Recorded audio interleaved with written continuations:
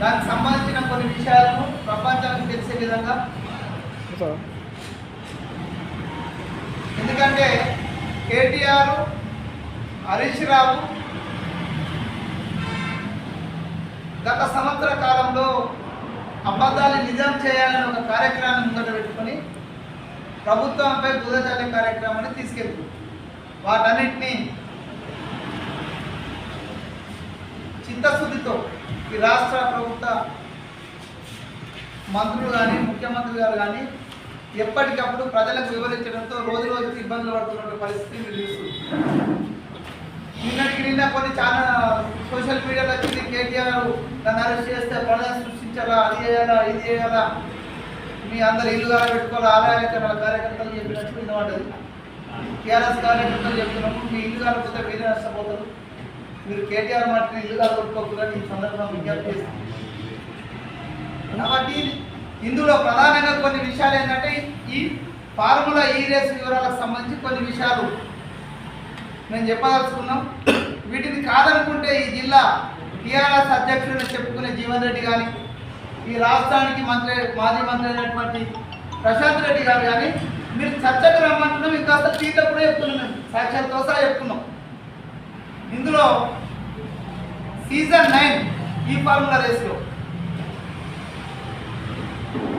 అదే వరుసలో ఫార్ములా 10 నిర్వహణకు ప్రభుత్వం చేసుకున్న అడ్డగోలు ఒప్పందాల పైన ఈరోజు కేటీఆర్ పైన కేసు బుక్ చేయడం జరిగింది. ఈ ఫార్ములా రేసు నిర్వహించడానికి ఈ రాష్ట్రంలో అప్పుడున్నటువంటి ప్రభుత్వానికి కానీ, మంత్రిమండలి కానీ, చివరికి జిహెచ్ఎంసీ కానీ ఎలాంటి సంబంధం లేకుండా కేవలం పురపాలక శాఖ మంత్రిగా ఆయనకు ఉన్నటువంటి విచక్షణ అధికారాలను వాడుకొని ఈ ఫార్ములా రేసును నిర్వహించడం జరిగింది.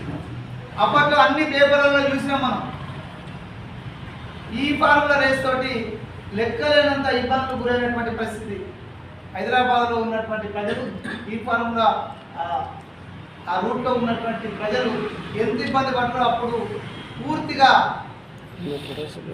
ప్రజలు ఇబ్బంది పడ్డ పరిస్థితిని ఆ రోజు ఉన్నటువంటి నమస్తే తెలంగాణ మినహా మిగతా పత్రికలలో, టీ న్యూస్ మినహా మిగతా ఛానళ్లలో ఈ రాష్ట్రంలో ఉన్నటువంటి ప్రతి వ్యక్తి. కానీ దాని ద్వారా నష్టపోయిన కంపెనీలకు ఎలాంటి ఆమోదం లేకుండా 55,000 కోట్ల రూపాయలు చెల్లించిందనేది కేటీఆర్ పైన ఉన్నటువంటి 55 కోట్ల రూపాయలకు అప్పనంగా చెల్లించిండు. అది జిహెచ్ఎంసీ అధికారుల పైన ఒత్తిడి తీసుకొని చెల్లించింది అనేది ఏసీబీ పెట్టినటువంటి కేసు.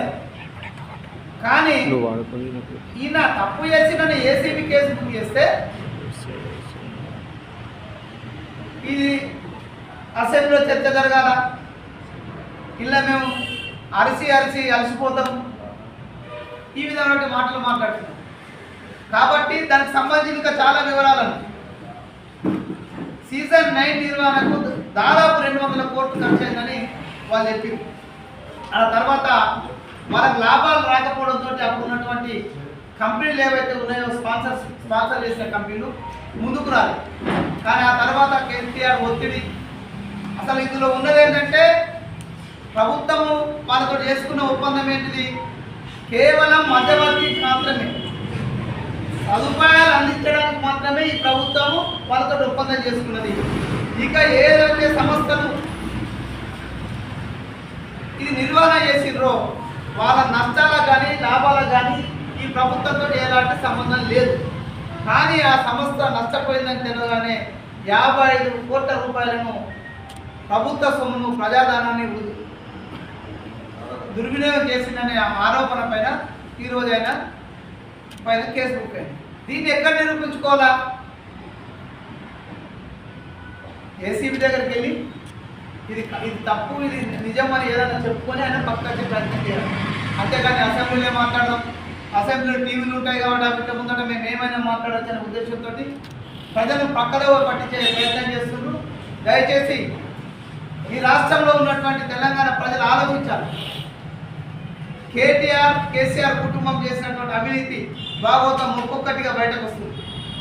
వీటిని మనం క్షుణ్ణంగా పరిశీలించాల్సిన అవసరం ఉంది. ఈ రాష్ట్ర ప్రజలు వారిని ఒక్కొక్కరు నియంతలాగా ఇది మా ఆస్తి, మా తాతలు ముత్తాతలు సంపాదించిన తెలంగాణ సంబంధం మాది అనే పద్ధతిలో 10 సంవత్సరాల కాలాన్ని వెల్లయించిన కుటుంబం యొక్క భాగవతాలు బయటకు వస్తున్నాయి. కాబట్టి ప్రజలు దీన్ని సౌకర్యంతో స్వీకరించాలి. రేపు అరెస్ట్ అయినా వాళ్ళు ఏంటంటే ముందు జాగ్రత్త, అరెస్ట్ అయితే అల్లరి చేయమని టీఆర్ఎస్ నాయకులకు హెచ్చరిస్తుంది అంటే ఉసుగలుపుతున్నారు. కానీ వాళ్ళు అరెస్ట్ అయి లోపల రాజమర్యాదలతో ఉంటాడు కేటీఆర్. ఇక్కడ టీఆర్ఎస్ నాయకులు మీరు అరెస్ట్ అయితేనేమో మీరు ఇబ్బందులు గురవుతారు. కాబట్టి ప్రజలు వాళ్ళ తల్లిదండ్రులు వాళ్ళ పిల్లలకు చెప్పుకొని మీరు కేటీఆర్ అనేటి వాడు వాళ్ళ స్వార్థం కోసం మీ పిల్లల భవిష్యత్తును ఖరాబ్ చేస్తారు. ఎవరు కూడా వాస్తవాలు గ్రహించమని సందర్భంగా తెలియజేస్తూ మిగతా విషయాలను కూడా మీకు ప్రశ్నలతో ఇవన్నీ కూడా మీకు మిగతా విషయాలు పంపిస్తాం. అదేవిధంగా ఊకదుంపుడు ఉపన్యాసాలు చెప్తున్నటువంటి Harish Rao outer ring road పైన గతంలోనే 600 కోట్లు సంవత్సరం వచ్చే ఔటర్ రింగ్ రోడ్ను అంటే 30 సంవత్సరాలు అంటే 18,000 కోట్లు వస్తుంది మనకు. కానీ హరీష్ రావు వాళ్ళ ప్రభుత్వం ఉన్నప్పుడు 7,300 చిల్లర కోట్లకు 30 సంవత్సరాలు ఏ విధంగా గత పెట్టుకుని చెప్పమంటే దీనికి ఎంక్వైరీ చేసుకోమన్నది. ఖచ్చితంగా నిన్నటి రోజు ముఖ్యమంత్రి ధైర్యంగా చెప్పిండు, మీరు చెప్తున్నారు కాబట్టి ఎంక్వైరీ చేయడానికి సిద్ధమని. అయితే ప్రతిపక్షాలు ఇచ్చిన సలహాలు నేను ఎంక్వైరీ చేసిండు. అందులో కూడా కేసీఆర్ ఇంకా ఏమైనా ఉంటే వాళ్ళందరూ కూడా రేపు ఊసలు లెక్క పెట్టడం ఖాయమని సందర్భంగా తెలియదు.